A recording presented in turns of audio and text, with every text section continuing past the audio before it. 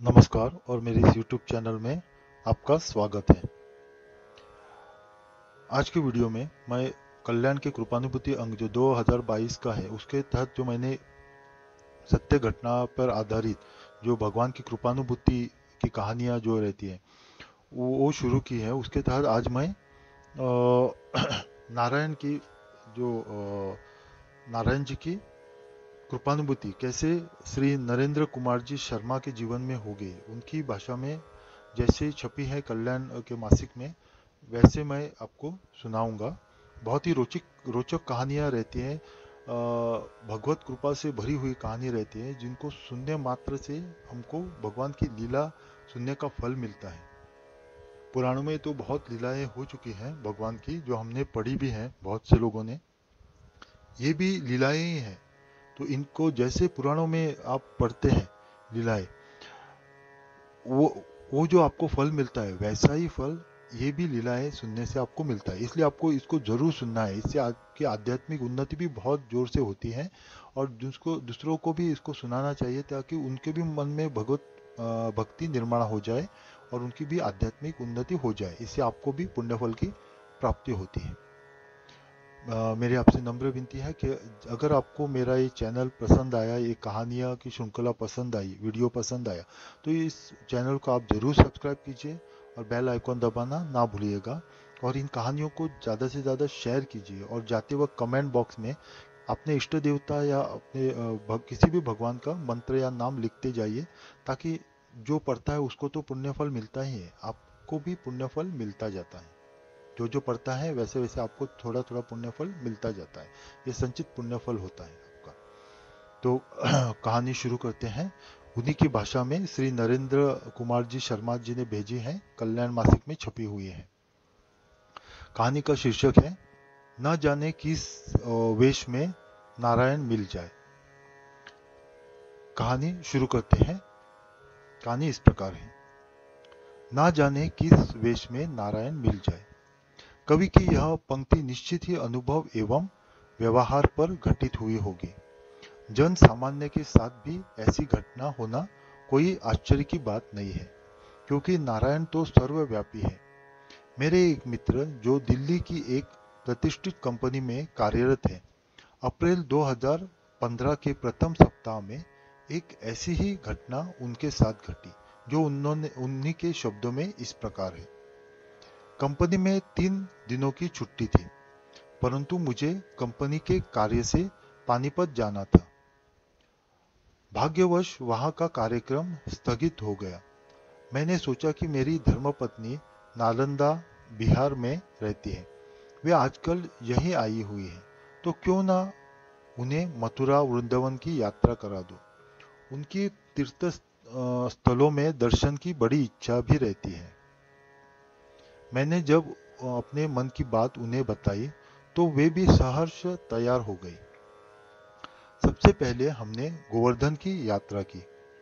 हम पहली बार मथुरा वृंदावन गए थे, सो वहां के नियमोपनियम से अनभिज्ञ थे। अतः भगवान श्री कृष्ण को स्मरण कर हमने यात्रा प्रारंभ कर दी। मेरी पत्नी ने कहा कि गर्मी भी शुरू हो गई है, कहीं ऐसा न हो कि हम लोग गोवर्धन महाराज की पैदल परिक्रमा न पूरी कर सके। अतः हमने एक ऑटो कर लिया। ऑटो चालक गोवर्धन परिक्रमा की विशेषताएं बताता रहा। कुछ दूर चलकर हम एक सुंदर से स्थान पर आ गए। वहां हमारी इच्छा हुई कि क्यों न थोड़ी दूर पैदल चल लिया जाए। हमने चालक से कहा कि भैया, तुम थोड़ी देर यही आराम कर लो, हम तब तक कुछ टहल लेते हैं। वह मान गया और हम दोनों आगे बढ़ चले। वहां पर्वत का कुछ ऊंचा भाग था, हम उस पर चढ़ने लगे। तभी मेरी पत्नी को दो छोटे छोटे सुंदर से पत्थर दिखाई दिए। वास्तव में वास्तव में वे पत्थर बहुत आकर्षक लग रहे थे। हमने सोचा कि क्यों न हम इन्हें अपने घर ले चले और वहां अपने पूजा घर में स्थापित कर देंगे। बड़े आदर के साथ उन्हें हम संभाल कर अपने पर्स में रखने का प्रयास करने लगे। वहां आसपास कोई नहीं था। हमारा ऑटो चालक भी काफी दूरी पर था। हम दोनों बहुत प्रसन्न थे कि हम कोई अनमोल वस्तु लेकर जा रहे हैं। तभी लगभग 7-8 वर्ष का एक बालक हमारे सामने अनायास ही आ खड़ा हुआ। उसका रंग सांवला था और उसके कंधों पर गमछा जैसा एक पीला वस्त्र पड़ा था। उसने हमें संबोधित करते हुए बड़ी मीठी वाणी में कहा, भैया, यहाँ यहाँ ते ये मती लई जाइयो। मैंने कुछ दृढ़ता से कहा, क्या ले जा रहे हैं? बालक ने हमारे पर्स की ओर संकेत किया और बोला, ये तो गिरिराज जी हतय, इनको वहीं रख दियो जहां ते उठाए हतय। उस बालक की मधुर भाषा से मैं हैरान था। मेरी पत्नी ने कहा, हम तो इन्हें ठाकुर जी के रूप में अपने पूजा घर में स्थापित करेंगे। बालक बोला, नाई नाई, लई गए तो मुसीबत में फंसी जाओगे और लौटी के फिर जही आनो पड़ोगो। मुझे लगा कि हमारी चोरी पकड़ी गई, अतः मैंने किसी अनिष्ट की आशंका से वे दोनों मोहक पत्थर पर्स से निकालकर जहां से उठाए थे वहीं सम्मानपूर्वक रख दिए और मन ही मन बालक का धन्यवाद किया। बालक हमारे सामने था।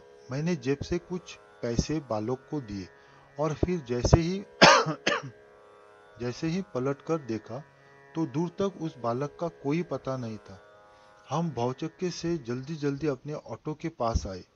चालक से उस बालक के बारे में पूछा तो उसने अनभिज्ञता प्रकट कर दी। मैंने पुनः उनसे पूछा कि यहाँ से पत्थर आदि ले जाना उचित है। उसने भी बताया कि यहाँ से पत्थर आदि कोई चीज नहीं ले जाते हैं। मैंने फिर एक बार उस बालक का धन्यवाद किया जिसके